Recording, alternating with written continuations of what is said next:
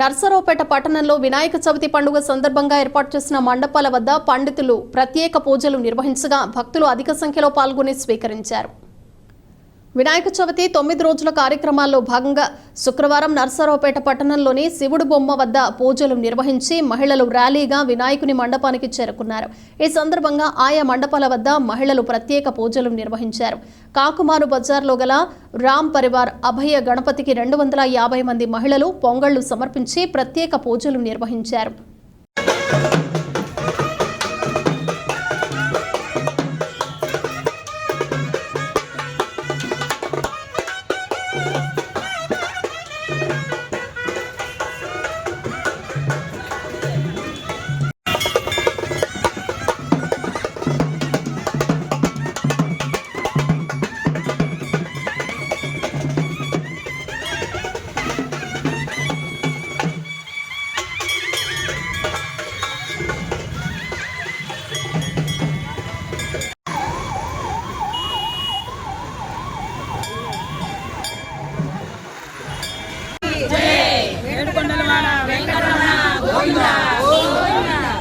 మేము గానామతో మొదలుపెట్టి 20 ఏళ్ళు అయిందండి.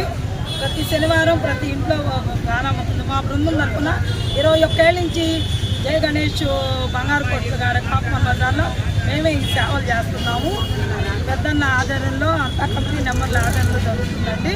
ఈసారి 40 ఏళ్ళ సందర్భంగా అందరూ పొంగళ్ళు చేసుకొని స్వామికి సమర్పిద్దామని ఎవరింట్లో వాళ్ళే చేసుకొని ఇతర పాళ్ళు స్టీల్ పాలు కానీ మన భక్తులందరూ సకాలంలో 10 వచ్చారండి.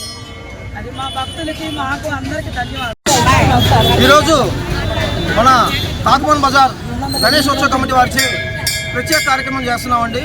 ఈ కార్యక్రమం ఏంటంటే మన గజలక్ష్మి గారి భజన బృందం వారిచే పొంగళ్ళు సమర్పణ వినాయకుడికి మా గణేష్ పందిర్లో ఉన్నటువంటి వినాయకుడికి పొంగళ్ళు సమర్పణ చేస్తున్నాము.